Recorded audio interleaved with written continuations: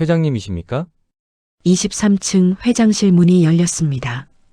그 안에는 30년간 매일 아침 청소하던 그 평범한 미화원 아줌마가 서 있었습니다. 어머니, 왜 이제야 오셨습니까? 임원들이 일제히 고개를 숙였습니다. 복도를 지나던 직원들이 눈을 의심했습니다. 대체 무슨 일이 있었던 걸까요? 구독과 좋아요를 눌러주시면 영상 제작에 큰 힘이 됩니다. 자, 그럼 시작하겠습니다. 박순자 66, 새벽 5시면 어김없이 일어나는 사람이었습니다. 찬물로 세수하고 된장국 한 그릇 후루룩 마시고 낡은 가방에 도시락 하나 챙겨 넣으면 그게 하루의 시작이었죠. 아이고, 또 월요일이네. 버스 정류장까지 10분. 6시 15분 버스를 타면 7시 정각에 회사에 도착합니다. 대한산업. 직원 3,000명이 넘는 대기업이었습니다. 본사 건물만 23층짜리 유리 건물이었죠. 박순자 씨는 이 회사에서 30년째 미화원으로 일했습니다. 처음 들어왔을 때가 36이었으니까 이제 정년퇴직도 얼마 남지 않았습니다. 순자 씨, 오늘은 23층도 좀 부탁해요. 네, 알았어요. 23층. 회장실과 임원실이 있는 층이었습니다. 보통은 전담 미화원이 있었지만 오늘따라 그 직원이 아파서 쉬는 바람에 박순자 씨가 대신 올라가게 됐죠. 엘리베이터가 23층에 멈췄습니다. 문이 열리자 다른 세상이 펼쳐졌습니다. 푹신한 카펫, 은은한 조명, 복도 양쪽으로 늘어선 고급 그림들. 여긴 정말 딴 세상이네. 박순자 씨는 조심조심 걸레질을 시작했습니다. 소리나지 않게, 눈에 띄지 않게. 그게 30년간 몸에 밴 습관이었으니까요. 이 이야기 어떻게 될 것 같으세요? 댓글로 예상해 보세요. 삐삐삐삐. 알람이 울렸습니다. 박순자 씨는 눈을 떴습니다. 작은 창문으로 보이는 건 사람들의 발뿐. 출근하는 사람들의 구두 소리가 천장을 두드렸죠. 아이고, 또 하루네. 일어나서 허리를 펴려는데 뻐근함이 올라왔습니다. 30년간 걸레질하고 쓰레기통 들고 계단 닦고 허리가 성할 리 없었죠. 뭐 그런 거지. 세면대 앞에 섰습니다. 거울 속 얼굴은 주름투성이었습니다. 언제 이렇게 늙었나 싶었습니다. 마음만 해도 꽤 예쁘다는 소리 들었는데 이제는 그냥 평범한 할머니였습니다. 순자야, 아침 먹고 가. 옆방에서 아들이 불렀습니다. 택시 야간 운전 마치고 이제 들어온 참이었죠. 아니다, 너나 먹어라. 난 회사 가서 먹을게. 사실은 아들이 먹을 게 부족할까봐 그랬습니다. 손녀 우유값도 나가고 유치원비도 나가는데 엄마, 너무 무리하지 마요. 괜찮아, 엄마는. 괜찮을 리 없었습니다. 하지만 괜찮다고 해야 아들이 덜 미안해하니까. 대한산업본사 1층 로비. 유리문을 밀고 들어가자 차가운 에어컨 바람이 얼굴을 쳤습니다. 로비는 대리석으로 깔려 있었습니다. 반짝반짝 빛나는 바닥. 박순자 씨가 매일 아침 제일 먼저 닦는 곳이었죠. 순자 씨 왔어요? 경비 아저씨가 손을 들어 인사했습니다. 이 건물에서 유일하게 박순자를 사람 대접하는 사람이었습니다. 네, 김 대리님. 오늘도 좋은 하루 되세요. 나보고 대리님은 무슨. 그냥 아저씨라고 해요. 그래도 대리님이시잖아요. 호호. 짧은 대화였지만 따뜻했습니다. 지하 1층 미화원 휴게실로 내려갔습니다. 낡은 사물함이 줄지어 있고 구석에 작은 테이블 하나. 순자야. 왔네. 선배 이영숙 씨가 커피를 타고 있었습니다. 언니, 일찍 나오셨네요. 나 오늘 3층 왁스 칠해야 돼서. 너는? 저는 23층이요. 담당자가 아파서. 어머, 23층? 회장실 있는데? 네. 영숙 씨가 슬쩍 목소리를 낮췄습니다. 야, 조심해. 거기 임원들 성질 더러운 거 알지?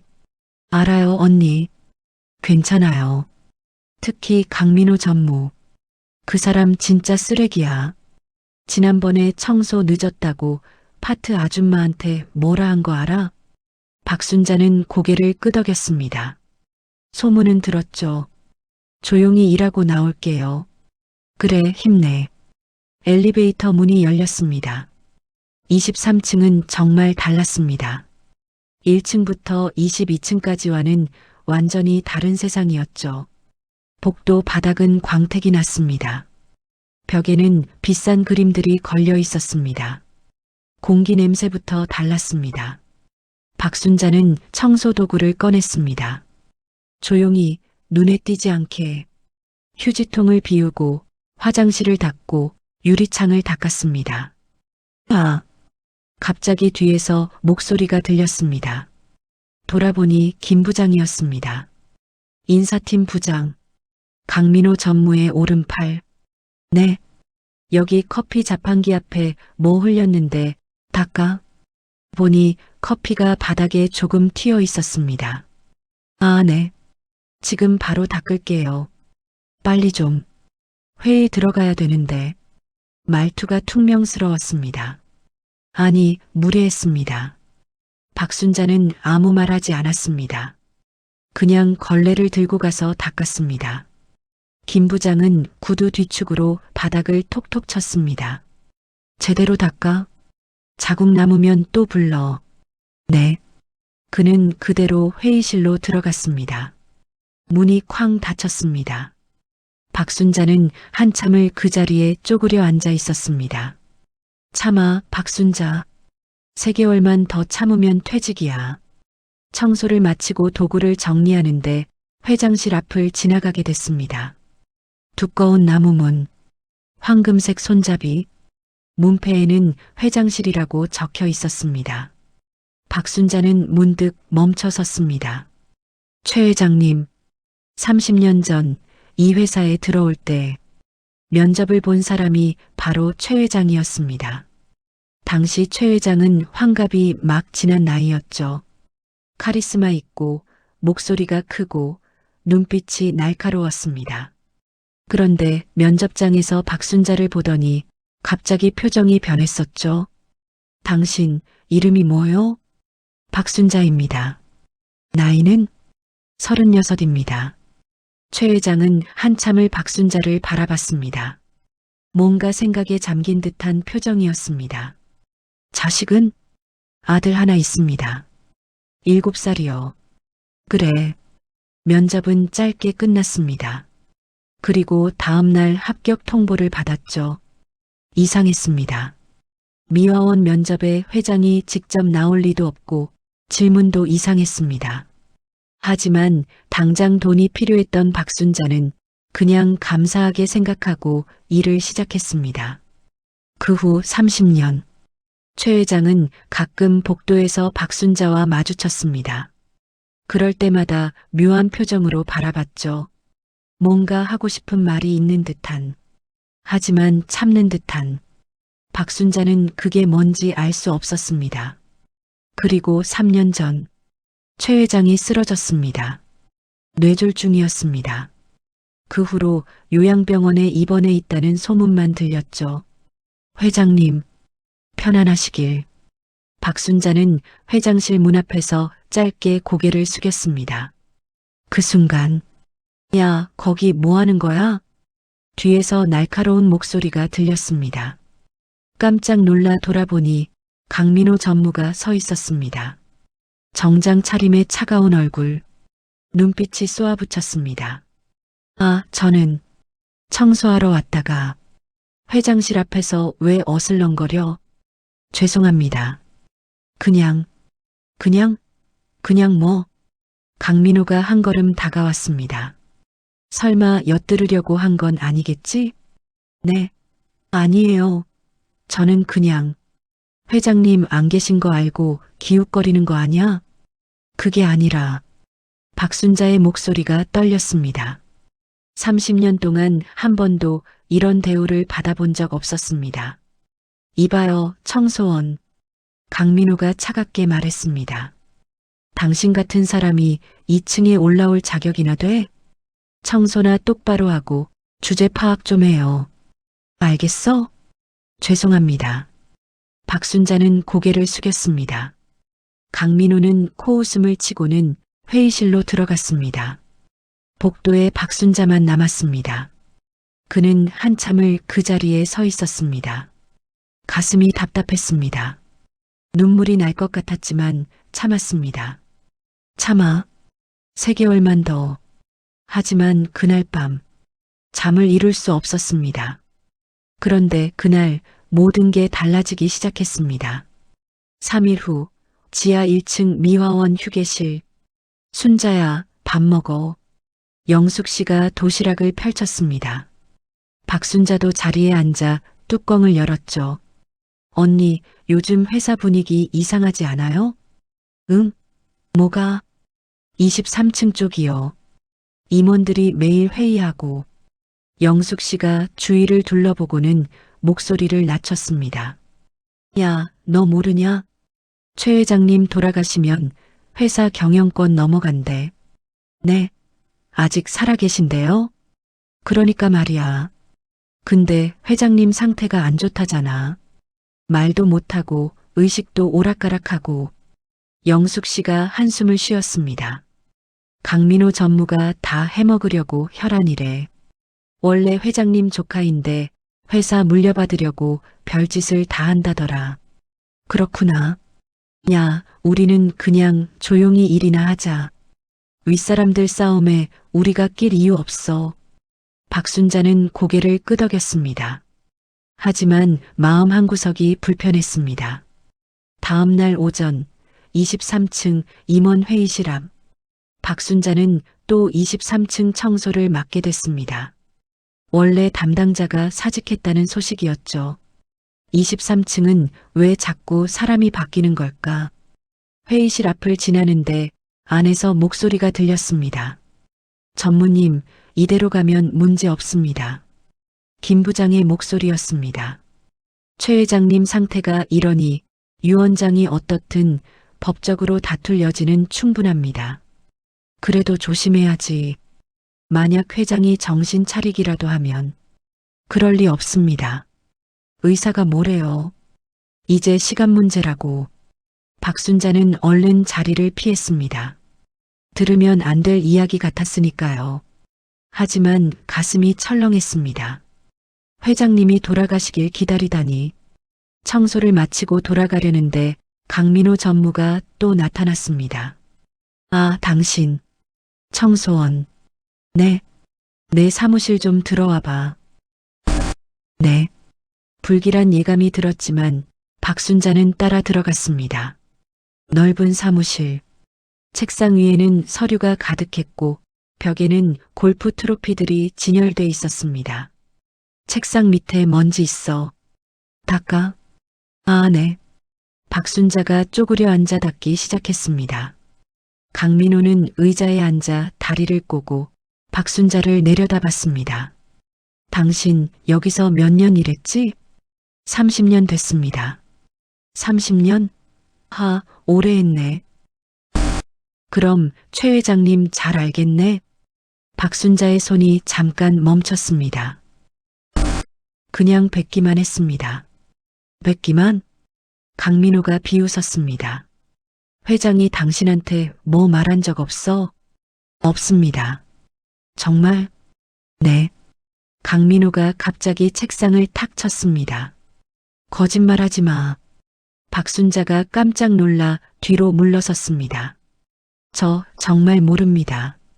최 회장이 당신을 30년 동안이나 둔 게 그냥 청소 잘해서겠어? 뭔가 있을 거 아냐? 혹시 회장이 당신한테 서류 같은 거 맡긴 적 없어? 없습니다. 박순자도 모르게 목소리가 커졌습니다. 강민호의 얼굴이 차갑게 굳었습니다. 당신 지금 나한테 큰 소리 쳐? 죄송합니다. 하지만 정말 아무것도 모릅니다. 흥? 강민호가 자리에서 일어났습니다. 박순자에게 다가왔죠. 그는 위에서 아래로 훑어봤습니다. 모욕적인 시선이었습니다.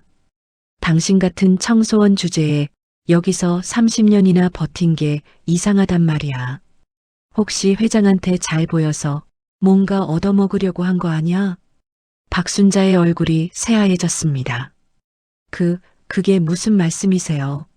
아니면 뭐 있었던 거야? 회장이 혼자 있을 때 들락날락하고. 아닙니다. 박순자의 목소리가 떨렸습니다. 저는 그냥 일만 했습니다. 정말입니다. 강민호가 코웃음을 쳤습니다. 나가. 네. 나가라고. 당신 얼굴 보기 싫어. 박순자는 청소 도구를 들고 나왔습니다. 문이 뒤에서 쿵 닫혔습니다. 복도에 혼자 남은 박순자. 다리가 후들후들 떨렸습니다. 내가 뭘 잘못한 거지? 집으로 가는 버스 안. 창밖을 보는데 아무것도 보이지 않았습니다. 눈물이 핑 돌았지만 참았습니다. 버스에 사람이 많았으니까요. 30년을 일했는데 청소가 천한 일인가요? 열심히 일한 게 잘못인가요? 박순자는 알 수 없었습니다. 집에 도착했습니다. 반지하 방 계단을 내려가는데 발이 무거웠습니다. 이불을 뒤집어 쓰고 누웠지만 잠이 오지 않았습니다. 그냥 참고 3개월만 버티자. 하지만 가슴이 아팠습니다. 30년. 매일 새벽 5시에 일어나 밤 8시에 퇴근했습니다. 아들 학교 보내고 남편 장례 치르고 손녀 분유 사주고 다 이 일로 번 돈이었습니다. 자존심이 상했습니다. 아니, 인격이 무시당한 기분이었습니다. 비슷한 경험 있으신 분 계신가요? 댓글로 이야기 나눠주세요. 한숨. 최 회장님, 이럴 줄 알았으면 진작 그만둘 걸 그랬나? 그때 따르릉 핸드폰이 울렸습니다. 밤 11시에 전화? 누굴까? 화면을 보니 모르는 번호였습니다. 여보세요? 박순자 씨 맞으십니까? 남자 목소리였습니다. 나이 지긋한 목소리. 네, 그런데요. 저는 서민준 변호사입니다. 변호사요? 박순자는 깜짝 놀랐습니다. 왜? 저한테 전화를 하시는 거죠? 전화기 너머로 잠깐 침묵이 흘렀습니다. 그리고 최 회장님께서 박순자 씨를 찾으셨습니다. 박순자의 심장이 멎는 것 같았습니다. 이대로 당하고만 있을 순 없었습니다. 다음 날 아침, 박순자는 떨리는 마음으로 법무법인 문을 열었습니다. 깔끔한 사무실, 책장에 빼곡한 법률 서적들. 안녕하세요, 박순자 씨? 키가 크고 단정한 인상의 남자가 다가왔습니다. 서민준 변호사였습니다. 네. 앉으세요. 놀라셨죠? 네. 갑자기 전화를 주셔서. 서민준은 의자에 앉으며 말했습니다. 저는 최 회장님의 개인 변호사입니다. 15년째 모시고 있죠. 아, 회장님께서 3년 전에 쓰러지시기 전 저에게 한 가지 부탁을 하셨습니다. 박순자는 숨을 죽이고 들었습니다. 만약 본인이 정신을 못 차리게 되면 박순자 씨를 꼭 찾아서 이걸 전해드리라고 하셨어요. 서민준이 서류 봉투 하나를 꺼냈습니다. 갈색 봉투, 겉면에 박순자 귀하라고 적혀 있었습니다. 이게 뭔가요? 저도 모릅니다. 열어보지 않았거든요. 박순자는 떨리는 손으로 봉투를 받았습니다. 그리고 한 가지 더. 서민준이 다른 서류를 꺼냈습니다. 회장님의 유언장입니다. 유언장요? 네. 회장님은 3년 전에 미리 작성하셨습니다. 그런데 그 내용이 서민준이 잠깐 망설였습니다. 박순자 씨와 관련이 있습니다. 박순자의 머리가 하얘졌습니다. 저와요? 무슨 말씀이세요? 유언장 내용은 회장님이 돌아가신 후에 정식으로 공개됩니다. 하지만 서민준이 조심스럽게 말했습니다. 회장님께서 박순자 씨에게 상당한 재산을 남기셨습니다. 네. 박순자는 귀를 의심했습니다. 그게 무슨 말씀이신지 저도 자세한 사정은 모릅니다. 다만 회장님께서 30년간 고마웠다. 이건 당연한 도리다라고 하셨습니다. 박순자의 눈에 눈물이 고였습니다. 회장님이 네. 그래서 제가 드리고 싶은 말씀은 서민준의 표정이 진지해졌습니다. 조심하세요. 네. 회장님의 조카인 강민호 전무. 그는 회사 경영권을 노리고 있습니다. 만약 유 원장 내용이 알려지면 박순자 씨가 위험할 수 있습니다. 박순자는 일을 하면서도 계속 봉투 생각만 났습니다. 대체 안에 뭐가 들어있는 걸까? 그리고 유 원장, 회장님이 자신에게 재산을 믿기지 않았습니다. 왜 나한테? 아무도 없는 걸 확인하고 박순자는 봉투를 열었습니다. 안에는 편지 한 장, 그리고 오래된 사진 한 장, 편지부터 펼쳤습니다.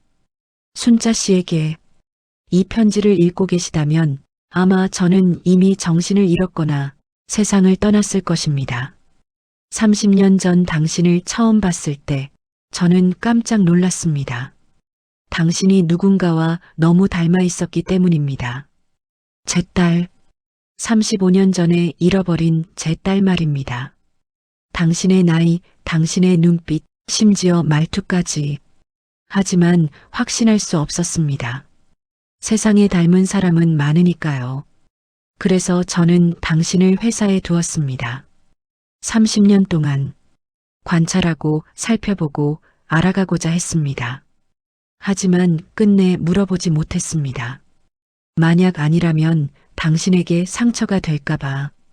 이제 제가 떠나기 전에 진실을 밝힐 시간입니다. 사진을 보십시오. 그리고 DNA 검사를 받아주십시오. 서민준 변호사가 도울 것입니다. 만약 제 추측이 맞다면 당신은 제가 35년 전 잃어버린 딸 최수진입니다. 최인석 올림. 편지를 읽는 박순자의 손이 떨렸습니다. 이게 무슨 사진을 봤습니다. 흑백 사진. 아주 오래된 사진. 한 여자가 아이를 안고 웃고 있었습니다.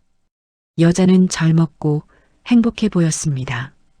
그리고 그 얼굴이 박순자는 숨이 멎었습니다. 어머니? 사진 속 여자는 박순자가 기억하는 어머니와 똑같았습니다. 아니, 어머니가 맞았습니다. 이럴 수가. 박순자는 화장실 바닥에 주저앉았습니다. 박순자는 일을 끝내고 다시 서민준 변호사를 찾아갔습니다. 변호사님, 이게 도대체 놀라셨죠? 제가 회장님 딸이라는 게 아직 확정은 아닙니다. DNA 검사를 해봐야 알 수 있어요. 하지만 이 사진, 제 어머니예요. 그렇군요. 서민준이 고개를 끄덕였습니다. 그럼 가능성은 높습니다. 회장님께서 딸을 잃어버린 게 35년 전이고 박순자 씨의 나이가 66세입니다. 그럼 35년 전이면 31세였겠네요. 박순자는 기억을 더듬었습니다. 31세. 그때 자신은 서울에 막 올라왔을 때였어. 시골에서 서울로 올라온 게 30대 초반이었습니다. 남편과 함께 돈을 벌기 위해. 그런데 그때 기억이 없었습니다. 아니, 흐릿했습니다. 왜일까요? 박순자 씨? 네. 기억나는 게 있으세요? 아니요. 그때 기억이 잘 안 나요. 그럴 수 있습니다. 30년도 더 된 일이니까. 하지만 박순자는 이상했습니다. 왜 그때 기억만 없을까? 집에 돌아온 박순자는 오래된 상자를 꺼냈습니다. 남편이 남긴 물건들. 그 안에 오래된 서류들이 있었죠. 뒤적뒤적. 주민등록 등본. 가족관계 증명서. 어라? 박순자의 눈이 커졌습니다. 주민등록 등본에 적힌 자신의 이름. 박순자. 그런데 밑에 작은 글씨로 개명 전 최수진. 내가 개명을? 박순자는 기억이 나지 않았습니다. 언제 개명했지? 왜 했지? 박순자는 핸드폰을 들고 오래된 전화번호를 찾았습니다. 시골에 계시는 이모, 어머니의 동생. 여보세요? 이모, 저 순자예요. 어머, 순자야? 웬일이니? 이모, 제가 물어볼 게 있어요. 그래, 뭔데? 박순자는 숨을 고르고 물었습니다. 제가 원래 이름이 최수진이었어요? 전화기 너머로 침묵이 흘렀습니다. 이모, 그걸 어떻게 알았니? 박순자의 심장이 쿵쿵거렸습니다. 진짜 그랬던 거예요? 그래.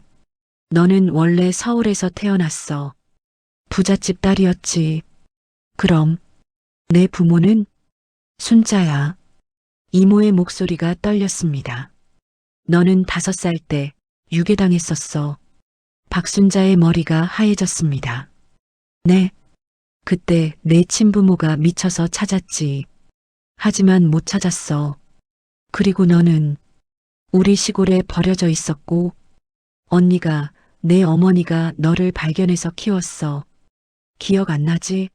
너는 트라우마 때문에 5살 이전 기억을 다 잊었거든.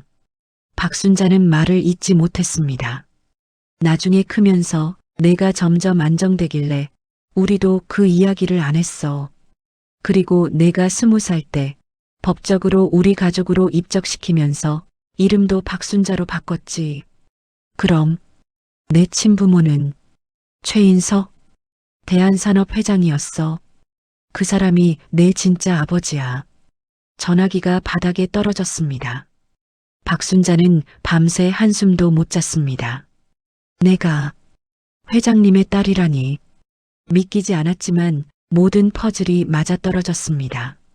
나이, 어머니의 사진, 그리고 개명 기록. 박순자 씨, 괜찮으세요? 서민준이 물었습니다. 네. 그냥 아직 실감이 안 나요. DNA 검사 결과가 나오면 확실해질 겁니다. 그게 얼마나 걸려요? 일주일 정도요. 박순자는 고개를 끄덕였습니다. 그런데 변호사님. 네. 제가 정말 회장님 딸이 맞다면 유 원장은 어떻게 되는 거예요? 서민준이 서류를 펼쳤습니다. 회장님은 전 재산의 60%를 최수진, 즉 박순자 씨에게 남기셨습니다. 60%요? 네.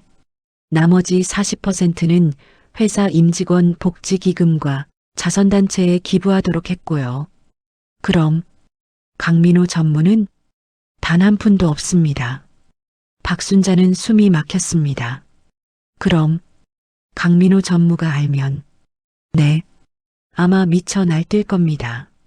서민준의 표정이 어두워졌습니다. 그래서 제가 말씀드린 거예요. 조심하셔야 한다고. 같은 날 오후 대한산업본사 23층.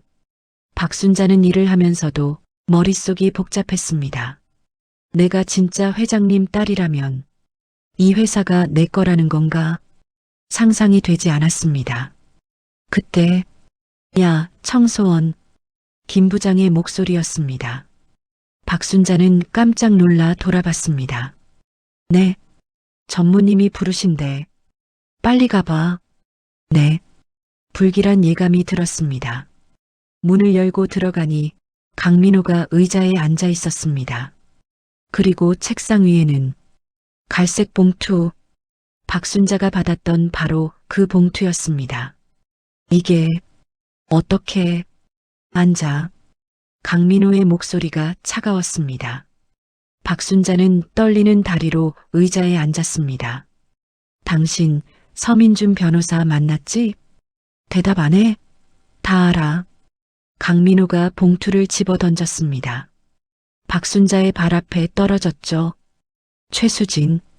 그게 당신 본명이라며? 어떻게 알았냐고? 내가 이 회사에서 모르는 게 뭐가 있겠어? 강민우가 자리에서 일어났습니다.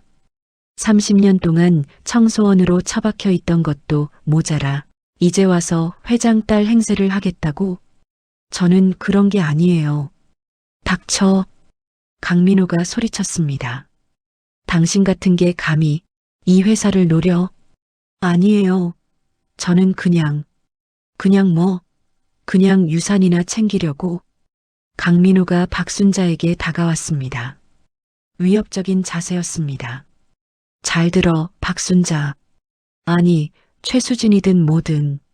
그는 박순자의 얼굴 앞에 손가락을 들이밀었습니다. DNA 검사고 뭐고 절대 안 될 거야. 내가 회장 조카로서 당신 같은 사기꾼을 절대 용서 안 해. 저는 사기꾼이 아니에요. 증거가 뭐가 있어? 낡은 사진 하나? 변호사 말. 법정에서 싸워봐. 내가 이길 거야. 박순자는 떨렸습니다. 왜 이러시는 거예요? 왜긴 왜야? 내 거니까. 강민우가 차갑게 웃었습니다. 이 회사는 내가 평생 준비해 온 거야. 당신 같은 거지가 감히 손대지 마. 당장 내일부터 출근 안 해도 돼. 해고야. 네. 인사팀에 통보했어. 당신 오늘부로 해고. 박순자는 믿을 수 없었습니다. 30년 일한 사람을 이렇게 해고를? 뭐, 30년? 강민우가 비웃었습니다.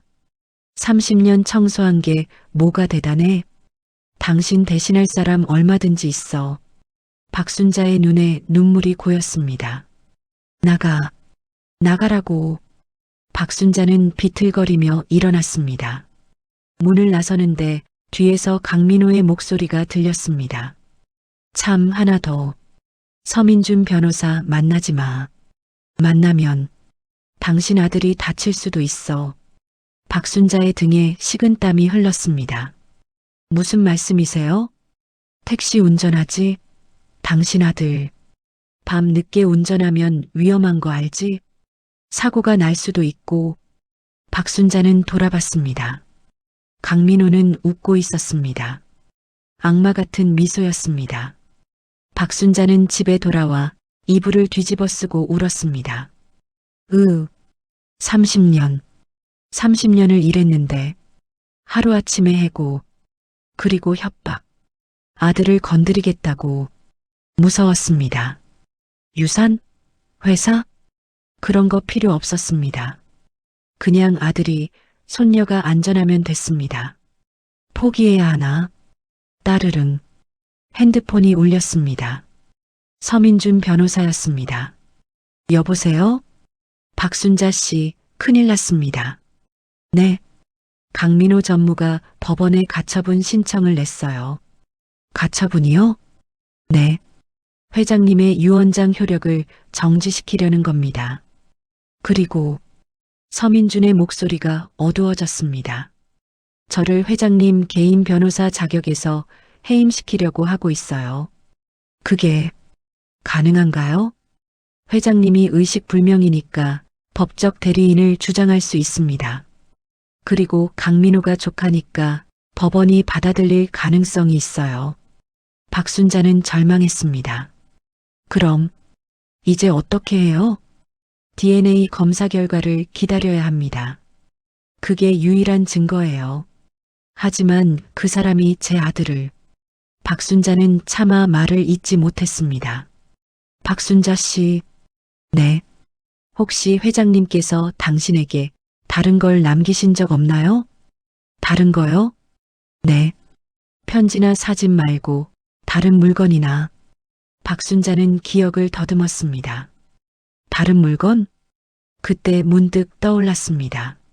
10년 전 남편이 돌아가셨을 때 장례식장에 회장님이 오셨었습니다. 당시에는 이상하다고 생각했죠. 미화원의 장례식에 회장이 올 리 없으니까. 그때 회장님이 작은 상자를 주셨습니다. 이건 당신이 가지고 있으세요. 박순자는 그게 뭔지도 모르고 그냥 서랍 깊숙이 넣어뒀었습니다. 있어요. 뭐가요? 회장님이 주신 상자가 있어요. 지금 바로 확인해 보세요. 박순자는 서랍을 뒤졌습니다. 있었습니다. 작은 나무 상자. 열어보니 USB 하나. 변호사님, USB가 있어요. 그거예요. 그게 증거일 수 있어요. 지금 바로 확인해 보세요. 박순자는 떨리는 손으로 노트북에 USB를 꽂았습니다. 파일이 하나 있었습니다. 수진이에게 MP4 재생 버튼을 눌렀습니다. 화면에 최 회장이 나타났습니다. 수진아, 회장의 목소리가 흘러나왔습니다. 아빠가 35년 만에 널 찾았구나. 박순자의 눈에서 눈물이 흘렀습니다. 이제야 모든 게 이해됐습니다. 그리고 분노가 치밀어 올랐습니다. USB 영상이 계속됐습니다. 화면 속 최 회장의 얼굴은 야위어 있었습니다. 아마 쓰러지기 직전에 찍은 것 같았죠. 수진아, 아빠 목소리 들리니? 35년 전 그날 내가 사라진 날을 난 평생 잊지 못했다.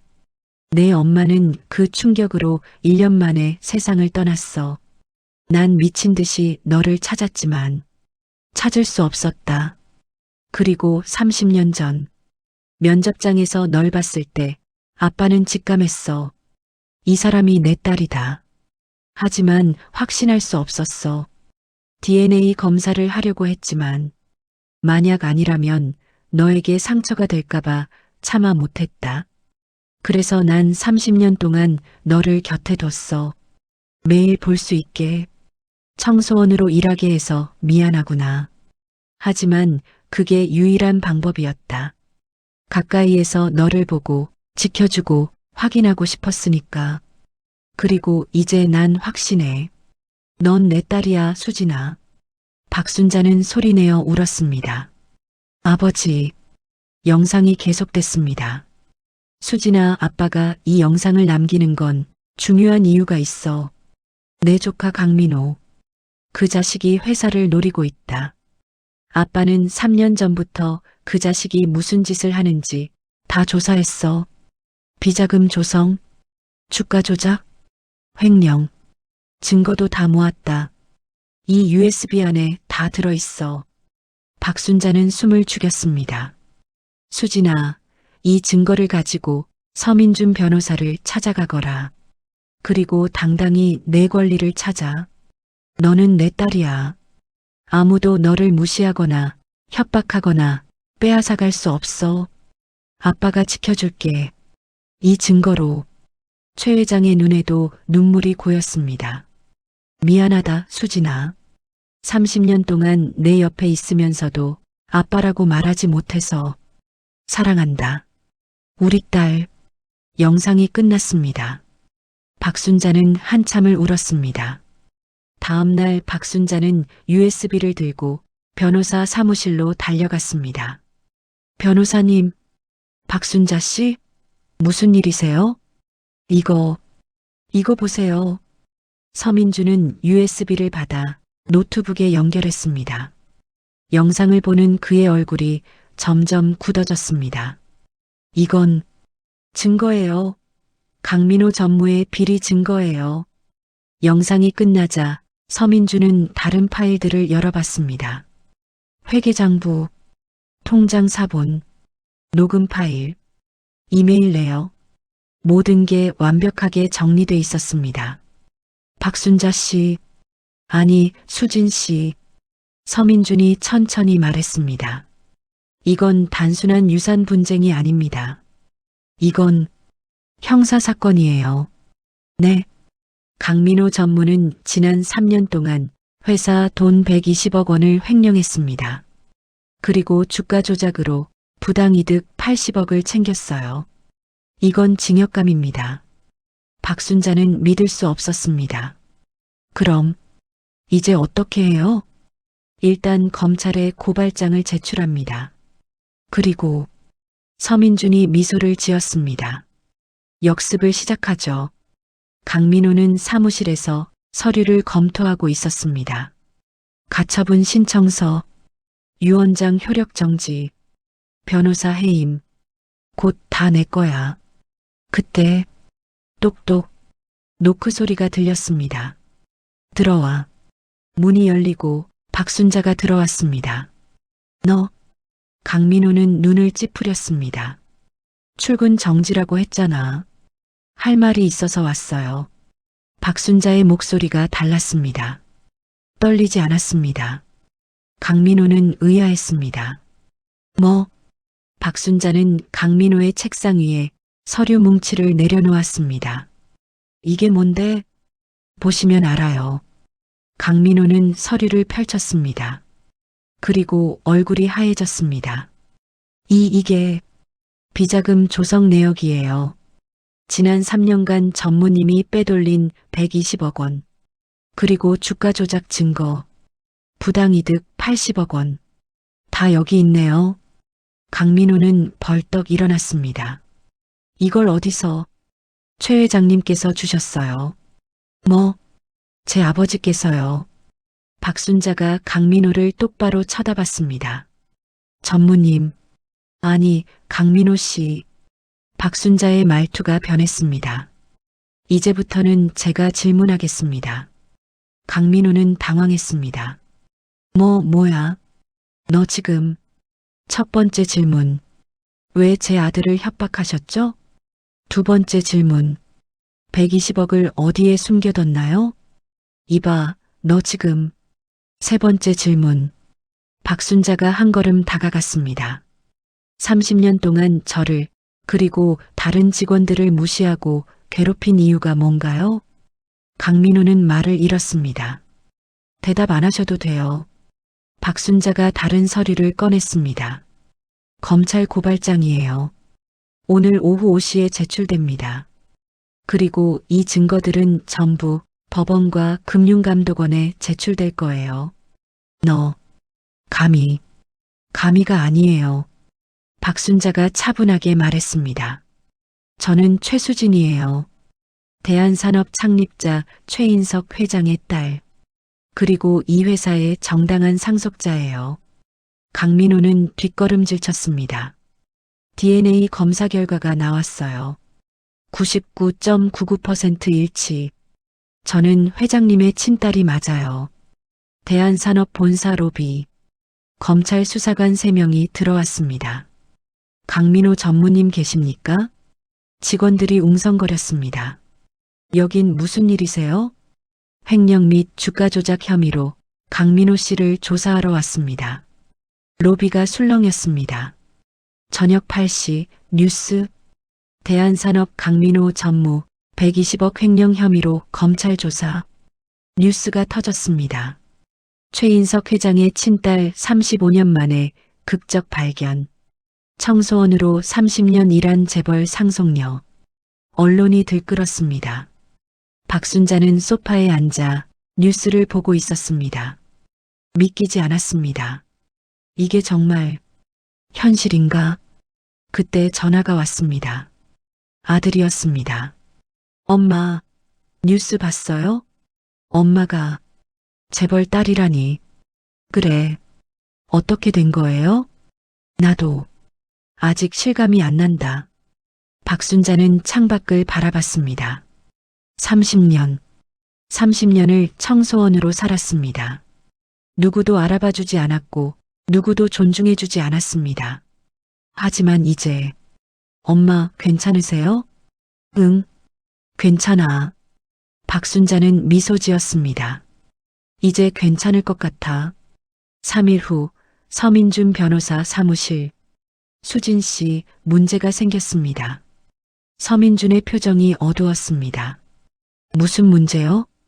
강민호 측에서 반박 자료를 제출했어요. 반박 자료요? 네. 당신의 DNA 검사 결과에 이의를 제기했습니다. 박순자는 어이가 없었습니다. 이의라니요? 99.99%인데요. 그들은 검사 과정에 문제가 있었다고 주장해요. 샘플 채취 과정이 부적절했다고. 그게 말이 돼요? 법적으로는 가능합니다. 재검사를 요구할 수 있어요. 박순자는 한숨을 쉬었습니다. 그럼 또 검사를 해야 하나요? 그게 문제예요. 서민준이 고개를 저었습니다. 최 회장님의 DNA 샘플이 사라졌습니다. 네. 병원에 보관 중이던 샘플인데 누군가 훔쳐간 것 같아요. 박순자는 등골이 오싹했습니다. 그럼 이제 증명할 방법이 없다는 거예요? 회장님이 의식을 회복하시지 않는 한 같은 날 오후 요양병원. 박순자는 아버지가 있는 병원을 찾았습니다. 처음 가보는 곳이었습니다. 복도를 걸어 404호실 문을 열었습니다. 침대에 최 회장이 누워 있었습니다. 산소호흡기가 연결돼 있고 각종 기계들이 삐삐 소리를 냈습니다. 아버지. 박순자는 침대 옆에 앉았습니다.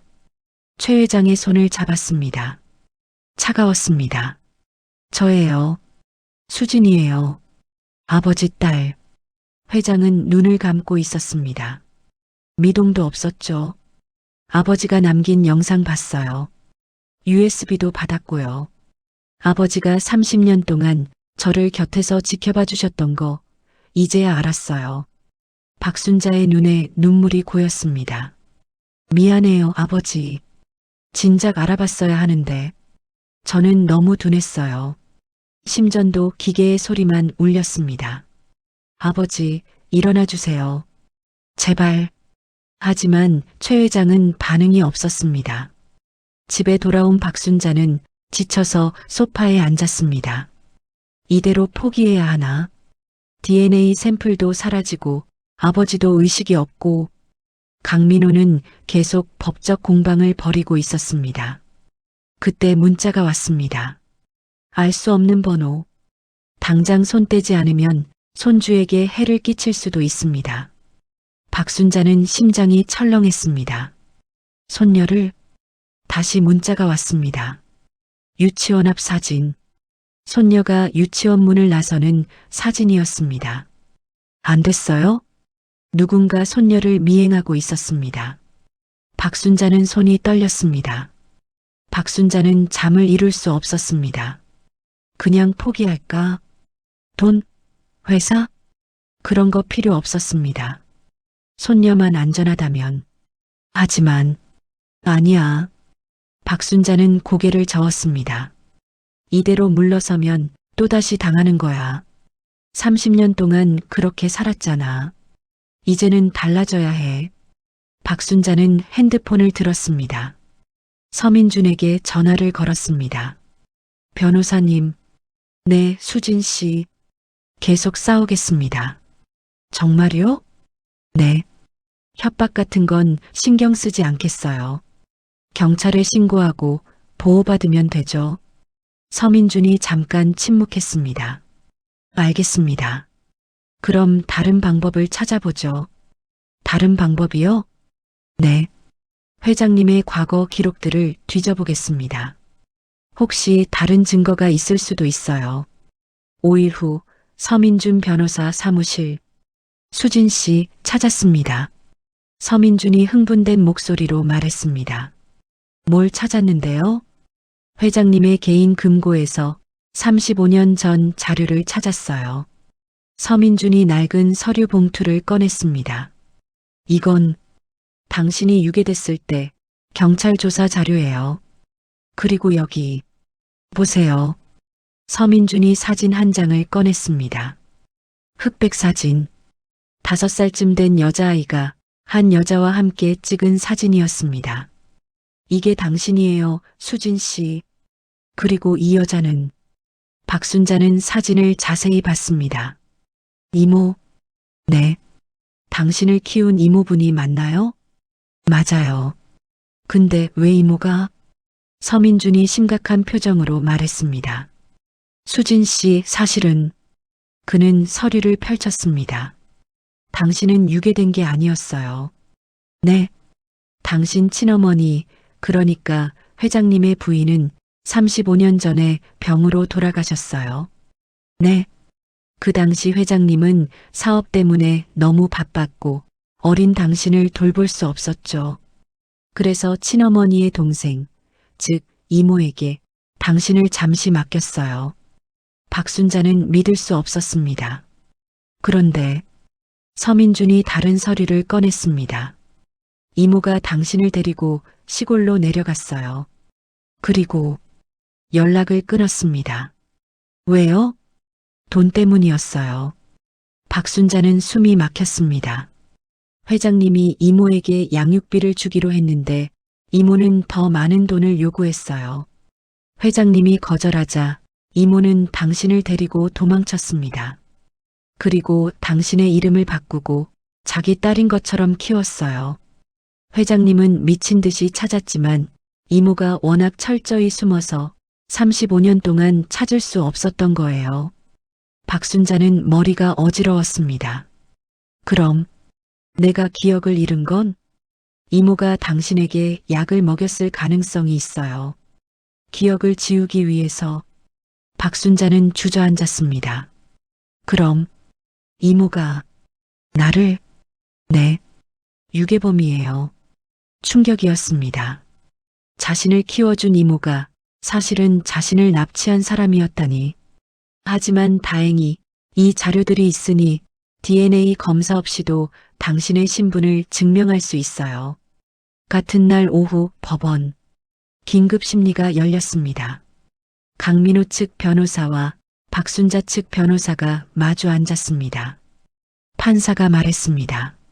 원고 측 증거를 제시하시오.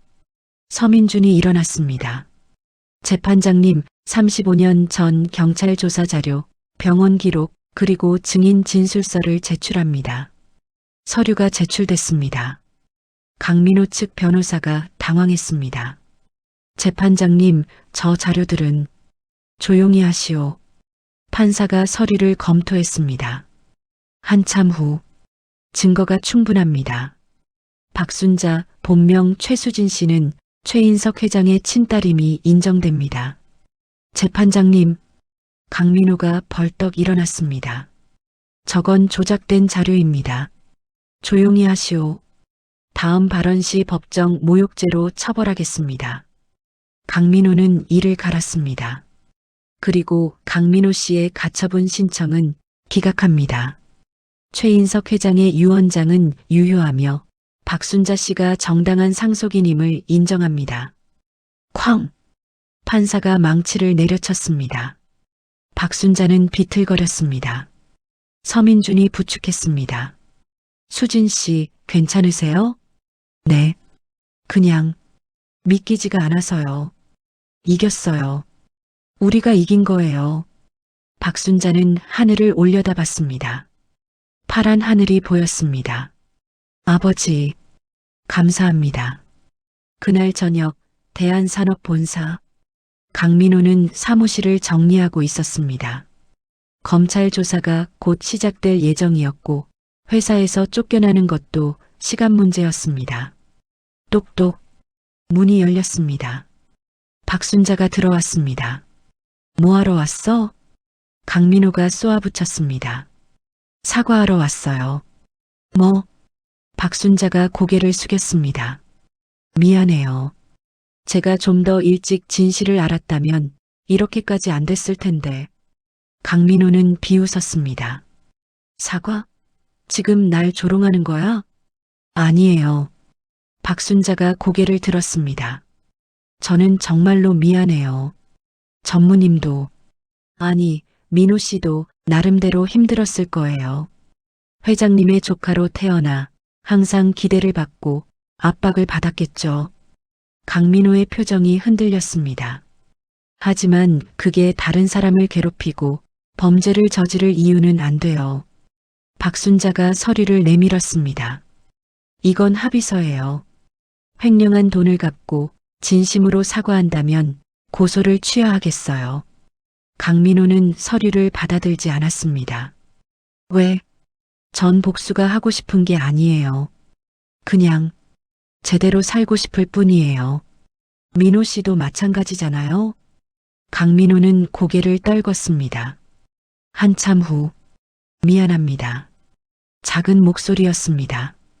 정말 미안합니다. 3개월 후, 대한산업본사 23층 엘리베이터 문이 열렸습니다.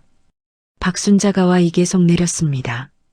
아니, 이제는 최수진이라고 불러야 했습니다. 하지만 그는 여전히 검소한 옷차림이었습니다. 화려한 정장 대신 깔끔한 블라우스에 바지. 회장님, 비서가 인사했습니다. 아, 네. 안녕하세요. 수지는 아직도 회장님이라는 호칭이 어색했습니다. 회장실 문을 열고 들어갔습니다. 넓은 사무실, 큰 책상, 창밖으로 보이는 서울 전경. 3개월 전까지만 해도 이곳을 청소하던 자신이 이제는 이 자리에 앉아 있다니. 아버지, 수지는 책상 위에 놓인 액자를 봤습니다. 최 회장과 어린 수진의 사진. 35년 전 사진이었습니다. 최 회장은 여전히 병원에 있었습니다. 의식은 돌아오지 않았지만 상태는 안정적이었습니다. 수지는 매일 병원을 찾아갔습니다. 손을 잡고 이야기를 들려줬죠. 아버지, 오늘 임원회의가 있었어요. 처음에는 다들 걱정하던데 이제는 많이 따라와 주시더라고요. 같은 날 오후 지하 1층 미화원 휴게실. 수지는 엘리베이터를 타고 지하 1층으로 내려갔습니다. 어머, 회장님. 영숙 씨가 깜짝 놀랐습니다. 언니, 안녕하세요. 아이고, 웬일이세요? 여기까지. 그냥 보고 싶어서요. 수지는 휴게실을 둘러봤습니다. 낡은 사물함, 작은 테이블, 커피 자판기. 변한 게 없었습니다. 언니 앉아요. 아니, 회장님이 여기 앉으시면 어떡해요? 괜찮아요. 여기 제 자리잖아요. 수지는 자신이 30년 동안 앉던 자리에 앉았습니다. 언니, 그동안 고마웠어요. 뭐가요? 외로울 때 친구가 돼줘서요. 힘들 때 위로해줘서요. 영숙의 눈에 눈물이 고였습니다. 순자야. 아니, 수진이. 언니, 저 그냥 순자라고 불러주세요. 그게 더 익숙해요. 알았어. 두 사람은 커피를 마시며 이야기를 나눴습니다. 언니, 미화원분들 처우 개선하려고 해요. 정말요? 네. 임금도 올리고, 복지도 늘리고, 휴게실도 새로 꾸미고요. 아이고, 고마워라. 당연한 거예요. 이분들이 있어야 회사가 돌아가는 거잖아요. 다음 날 임원회의실. 수지는 임원들 앞에 섰습니다. 오늘 말씀드릴 건 회사 혁신 방안입니다. 화면에 자료가 띄워졌습니다. 첫째, 직급 문화 개선. 둘째, 소통 강화. 셋째, 복지 확대. 임원들이 고개를 끄덕였습니다. 그리고 무엇보다 수진이 임원들을 둘러봤습니다. 모든 직원을 존중하는 문화를 만들겠습니다. 청소하는 분, 경비 서는 분, 식당에서 일하시는 분 모두가 소중한 우리 가족입니다. 회의실에 박수가 터졌습니다. 한 달 후 요양병원. 수지는 아버지 병실에 앉아 있었습니다. 아버지, 오늘 좋은 소식이 있어요. 회사 실적이 많이 좋아졌대요. 직원들 만족도도 올랐고요. 최 회장은 여전히 누워 있었습니다. 하지만 삐삐삐 심전도 소리가 약간 빨라졌습니다. 아버지, 수진이 손을 잡았습니다. 그때 최 회장의 손가락이 살짝 움직였습니다. 아버지, 수진은 간호사를 불렀습니다. 의사가 달려왔습니다. 회장님 들리세요? 최 회장의 눈꺼풀이 떨렸습니다. 그리고 천천히 눈을 떴습니다. 아버지. 수진이 울먹였습니다. 최 회장은 수진을 봤습니다. 입술이 움직였습니다. 수진아. 네, 아버지. 저예요. 미안하다. 아니에요, 아버지. 아버지 덕분에 제가 여기 있어요. 최 회장의 눈에 눈물이 고였습니다. 고맙다. 내 딸. 6개월 후 대한산업 창립 50주년 기념식. 수지는 단상에 올랐습니다. 직원들이 박수를 쳤습니다. 안녕하세요. 최수진입니다. 마이크를 잡은 수진의 손이 떨렸습니다. 저는 30년 동안 이 회사에서 청소원으로 일했습니다. 직원들이 숨을 죽였습니다. 힘들었습니다. 무시당하기도 했고 차별받기도 했죠. 하지만 포기하지 않았습니다. 왜냐하면 이곳이 제 자리였고 이곳이 제 가족이었으니까요. 수진이 눈물을 닦았습니다. 오늘 이 자리에 서기까지 많은 분들의 도움이 있었습니다. 서민준 변호사님, 영숙 언니, 그리고 저를 믿어준 모든 분들께 감사드립니다. 박수가 터졌습니다. 앞으로 대한산업은 모든 직원이 존중받고 행복한 회사가 되겠습니다. 감사합니다. 우레와 같은 박수가 울려 퍼졌습니다. 같은 날 저녁 한강공원. 수지는 벤치에 앉아 한강을 바라봤습니다. 옆에는 아들과 손녀가 앉아 있었습니다. 할머니, 진짜 대단해요. 뭐가? 회장님이잖아요. 그래도 할머니는 할머니야. 우리 이쁜 손녀 할머니. 아들이 어깨에 손을 얹었습니다. 엄마 고생 많으셨어요. 아니다, 아들아. 엄마는 행복했어. 수지는 석양을 바라봤습니다. 붉은 노을이 한강을 물들였습니다. 30년. 길었던 시간이었습니다. 하지만 후회는 없었습니다. 그 시간이 있었기에 지금의 자신이 있으니까요. 엄마, 뭐 생각하세요? 그냥 감사하다고 생각해. 뭐가요? 모든 게. 수지는 미소 지었습니다. 바람이 불었습니다. 따뜻한 바람이었습니다. 봄이 지나 여름이 왔고 다시 가을이 올 것입니다. 인생도 그렇게 흘러가는 것이겠죠. 하지만 이제는 두렵지 않았습니다.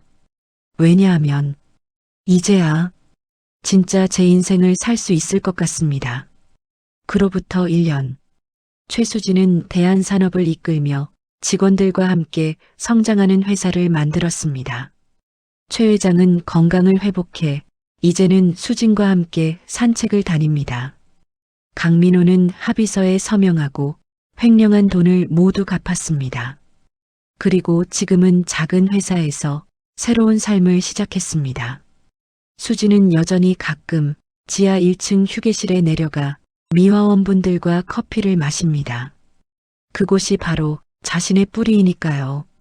이 이야기가 공감되셨다면 구독과 좋아요 부탁드립니다.